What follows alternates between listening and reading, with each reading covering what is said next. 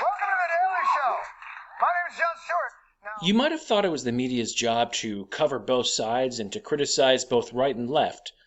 But let me disabuse you of that idea, because Jon Stewart is being criticized for both-sidism, which is to say that he makes fun of Biden and he also makes fun of Trump. Couldn't remember stuff during his deposition.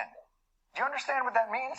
And here Stewart goes into a montage of Trump saying that he doesn't remember things in his depositions, which is a false equivalence. It's falsely comparing Biden to Trump in terms of saying, I don't remember stuff.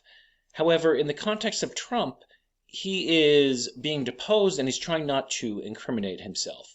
Kind of a different situation than Biden losing his train of thought in the middle of a speech. So it might be, on one hand, a savvy legal tactic to kind of say as little as possible, and on the other hand, just in his everyday functions, can't remember and can't have a logical, coherent line of thought. And finally, this is not to mention that Trump being deposed is a product of Democrat lawfare. So it hardly really proves anything about Trump in particular, except that he's being persecuted by Democrats with many voluminous, ridiculous lawsuits, again called Democrat lawfare, which apparently Jon Stewart approves of.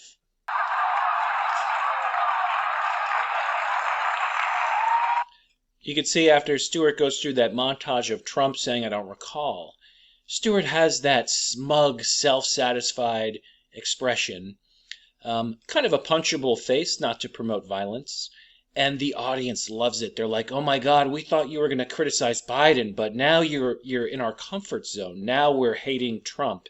By the way, the response in Gaza has been over the top. You know, I like how Biden describes Israel's incessant bombing of civilians the same way my mother talks about the Super Bowl halftime show.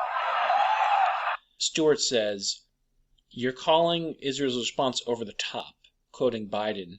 And I think the audience thinks that Stewart is going to be offended because Biden is criticizing Israel.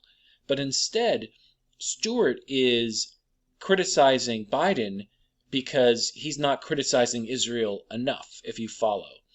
So Stewart's point is that to say over the top is like a major understatement, which is to say that Stewart thinks that Israel has acted in a way disproportionate in its response to the Gaza situation. You know, that to me makes Jon Stewart rather of an independent mind, because you wouldn't really hear that view. You wouldn't hear it on Fox, certainly. You wouldn't hear it on Newsmax, but you also wouldn't hear it on CNN or MSNBC.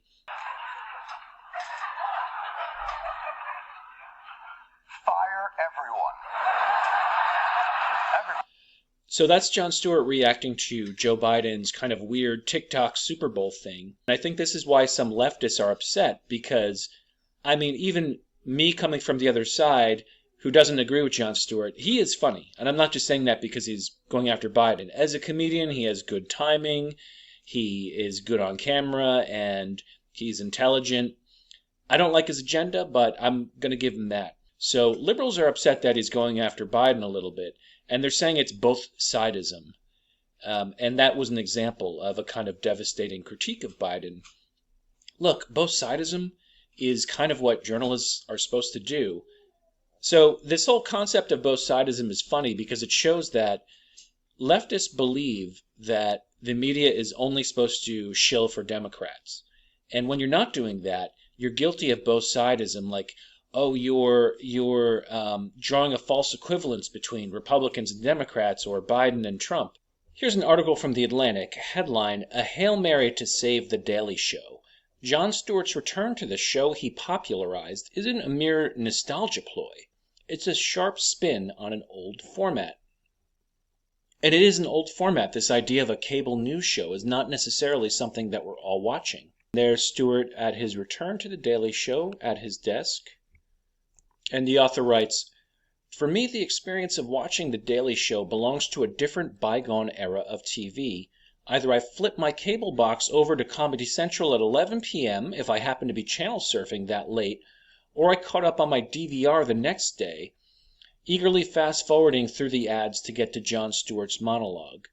So the point of the article is that we're in such a different era of media that the idea of sitting down to watch The Daily Show on Comedy Central is just completely passé. I viewed Jon Stewart's monologue on YouTube. I mean, streamers, political streamers are really kind of the new thing. But to continue the Atlantic article, but Stewart's return on Monday night was more than a nostalgia play. It was actually a funny piece of broadcast television, the rarest of throwbacks. So it's a throwback at this point, the idea that a TV show on cable is popular and talked about, which is an interesting cultural change. Now, putting my own personal feelings aside, that's kind of comedy. It needs to be honest, and it can't be like a political hit job, or else it's just not funny. And so Jon Stewart is not doing what the left wants. Although, in my opinion, it's pretty clear he's still very sympathetic to Biden and the left, and it's not like he's giving a fair hearing to each side. So I find this Bothsidesism criticism a little disingenuous. So why did Jon Stewart come back? I don't think it's for the art of comedy. I think it's because he wants to influence the election. So I don't really assign him the purest of motives, but apparently he's better than the rest of the leftist media in that he's kind of more of an independent cast of mind, so I got to give Stewart credit for that. Anyway, I'm Michael McCara. Thank you so much for listening, and like and subscribe to my channel.